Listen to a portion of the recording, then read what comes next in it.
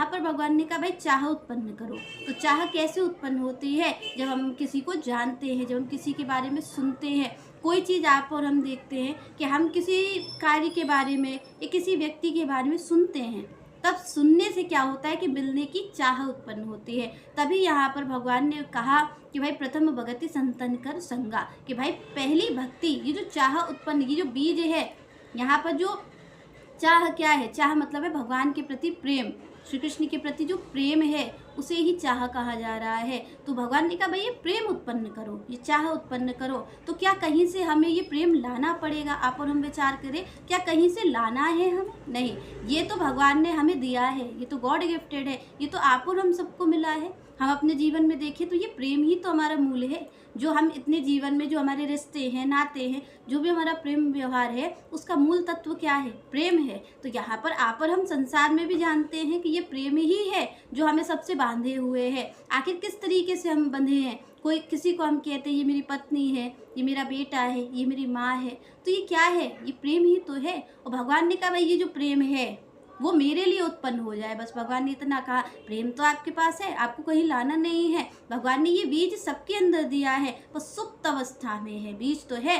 आप और हम क्या करते हैं? हम आसक्ति को ही प्रेम जान लेते हैं। हमें लगता है कि किसी के प्रति अगर हमारी आसक्ति है तो वो प्रेम है, क्योंकि हमने प्रेम को भी जाना नहीं है। प्रेम का बीज तो अभी सुप्त अवस्था में पड़ा है तो, पर उसे कोई सिंचन करने वाला नहीं है। क्योंकि देखिए, भूमि में बीज पड़ा भी हो, पर क्या होता है? जब कोई सिंचन होता है, जब कोई बारिश होती है, तभी तो वो बीज फलीभूत तो होता है।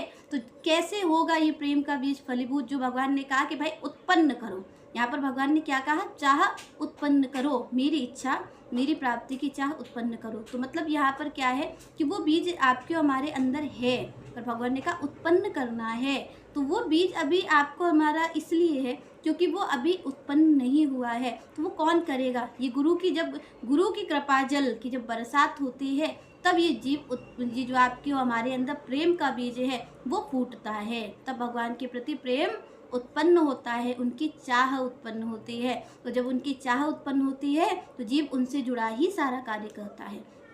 तो यहाँ पर किसकी जरूरत पड़ेगी? ये जो बीज भगवान ने कहा, ये जो बीज भगवान ने आपको और हमें दे करके भेजा है, पर हम माया के भ्रम के कारण आसक्ति को प्रेम समझ लेते हैं। हमें लगता है जो ये संसार में घट रहा है ये प्रेम है, तो ये प्रेम नहीं है, ये केवल और केवल आसक्ति है। वो आसक्ति हमेशा दुख का कारण बनती है। आपकी हमारी जो आसक्ति है, क्यों हमें ये दुख दे करके जाते हैं? आप और हम देखते हैं कि संसार में जो भी रिश्ते हैं हमारे पास, वो दुख का ही कारण बनते हैं। तो क्यों बनते हैं? क्योंकि ये आसक्ति का कारण है, क्योंकि ये आसक्ति है। जिसको आप और हम प्रेम समझ रहे हैं, वो प्रेम ना हो करके आसक्ति है, और आसक्ति दुख का ही कारण बनती है। प्रेम तो भक्त और भगवान के मध्य ही घटता है, क्योंकि ये बीज अभी तक हमारा जब स्फूर्ति नहीं हुआ है तो आखिर प्रेम घटेगा कैसे? तो यहाँ पर कौन इस बीज को करेगा उत्पन्न? वो है गुरु। गुरु का जब कृपा जल होता है तब उससे बीज उत्पन्न होता है, क्योंकि खाली बीज अगर डला हुआ है भूमि में तो वो उत्पन्न नहीं हो सकता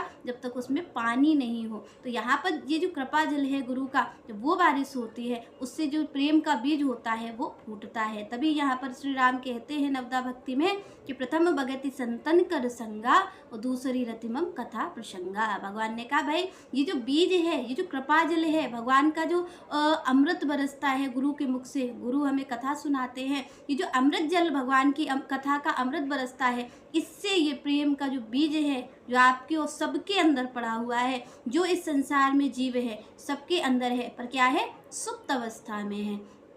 तो गुरु क्या कहते हैं? गुरु अमृत की बारिश करते हैं भगवान की कथा सुना करके, उससे ये प्रेम का जो बीज है वो स्फुट होता है, और फिर भगवान की भक्ति, भगवान की चाह उत्पन्न होती है। तो भगवान ने कहा कि अगर कोई ऐसा नहीं कर सकता है कि मन एकाग्र नहीं कर पा रहा है, तो श्री कृष्ण कहते भाई मेरी चाह उत्पन्न करो। ये चाह किससे उत्पन्न होगी? तो ये गुरु ही उत्पन्न कर सकते। गुरु के सिवा इसकी चाबी आप समस्त संसार में कहीं भी ढूंढ लो जा करके, गुरु के सिवा ठाकुर जी से और भगवान से मिलाने वाली, श्री कृष्ण से मिलाने वाली दूसरी कोई युक्ति संसार में नहीं है।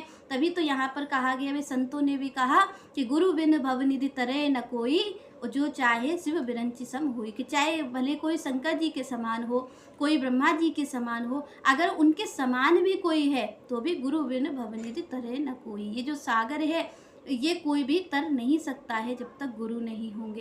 तो ये जो प्रेम का बीज आपके हमारे अंदर श्री कृष्ण ने भेजा है, पर ये जो सुप्त अवस्था में है, ये कौन बीज उत्पन्न करेगा? भगवान की चाह कौन उत्पन्न करेगा? वो गुरु ही उत्पन्न करेंगे। और कैसे उत्पन्न करेंगे? भगवान के कथा अमृत से ही उत्पन्न होगा ये बीज। चलिए नेक्स्ट चर्चा हम नेक्स्ट वीडियो में करेंगे। तब तक के लिए जय श्री राधे, जय श्री कृष्ण।